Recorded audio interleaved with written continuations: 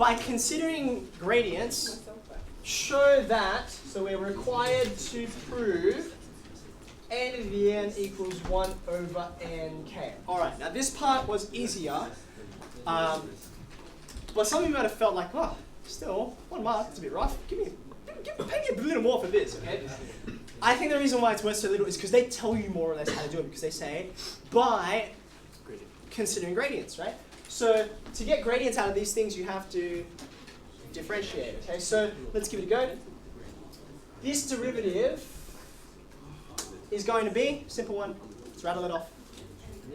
Nk x to the n minus 1, okay? Derivative of this, nice and simple. Okay, so now what do I do with the two derivatives? I say that at x equals a, right, they should be equal, right? Gradients are equal.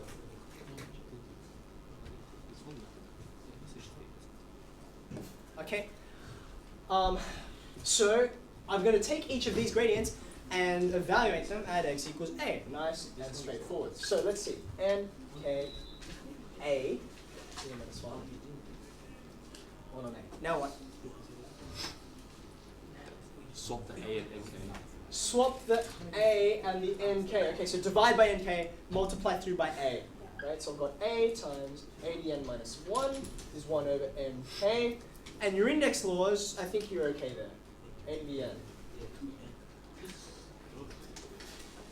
Okay, fine. 1 mark. Nice and easy. Okay. That was 1 mark. You don't have to recuse A. No, I just do that. All right, now the next part. Just read this question carefully with me again. Express k as a function of n by eliminating a. So, what does that mean? Our final point should be k equals some blah blah blah blah blah with n's in it and no a's. That's what it means to say express k as a function of n, right? Now you can see here, I almost have k as a function of n, don't I? I'm pretty close, yeah? But I've got this pesky a hanging around. So, how do I get rid of a pronumeral out of an equation? What's the way? What kinds of approaches do we have that can eliminate pronumerals? I'm going to have to do some kind of substitution, right? So here's one equation. In order to do some substitution, I'll need another equation, right? Now, can you see, I'm trying to walk you through. You look at this question, you're like, I don't know where to start, right? You actually do. You just got to be able to access that problem-solving technique in your head. What kind of equation can I form? What information do we know about this thing? It's a common tangent through the middle, okay? We've already accounted for the fact that at that point, their gradients are equal, slope is the same. But we haven't accounted for the fact that if it's a common tangent, they also intersect at that point. Don't they? They both actually exist at that set of coordinates. So therefore, not only can I say this is the statement about gradients, I can make a statement about these two guys. Okay? I can say when x equals a, they should be the same. Is that okay? All right. So here we go. Equation 1, equation 2. Now, it just so happens you really could go either way. Okay? What suggestions do we have for how we could try and put these two together?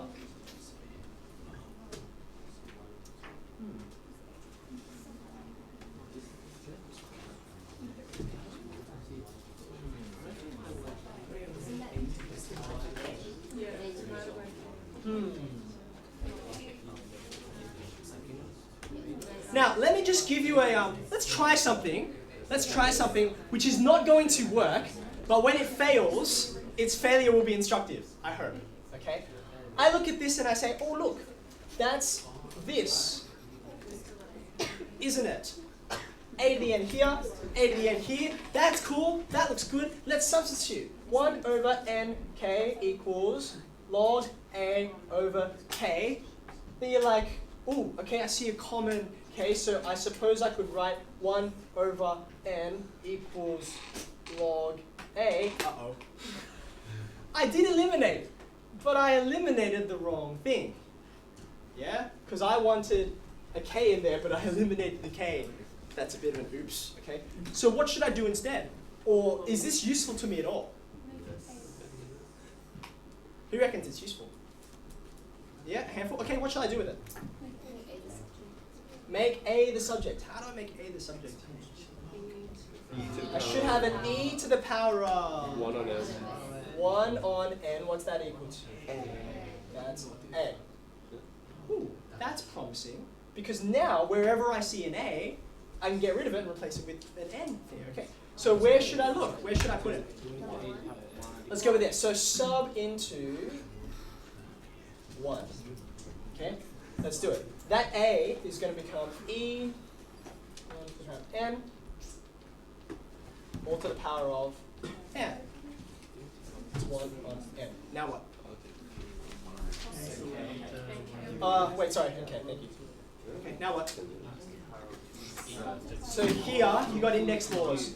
That's just E, isn't it? So you got 1 over n k. And so what do I want? I want k as a subject. So I'll switch them around. Done. That wasn't so hard. Why did I have trouble with that?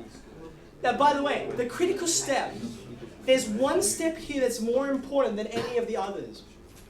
I wonder what you think it would be. I suppose we're going to have an argument about it. I reckon the critical step is this one. Now, you might think that's obvious, okay? But my question is, how do we get from there, from the previous line, to that one? The answer was we turned a log equation into an exponential. Okay, that's the key. Or alternatively, we could have gone vice versa. We could have turned an exponential equation into a log equation. The real problem, the reason why 1 and 2 can't just fit into each other nicely, you end up with this kind of thing, is that one's a log and one's an exponential. You have to get them talking the same language. Just like getting fractions on a common denominator. It's just it's functions instead of fractions. Okay? Now, our last question I think was, this is worth 2 marks. Where would the marks go? The answer is not given to you, right? So you can automatically say one of the marks would be there. Where would we put the other mark? Probably on that important line that I said. Okay. Now, in practice, you don't have to name it. HSC markers don't have to name it on one line. They could say a series of them, but I think that's kind of the critical point. After that, everything is really elementary.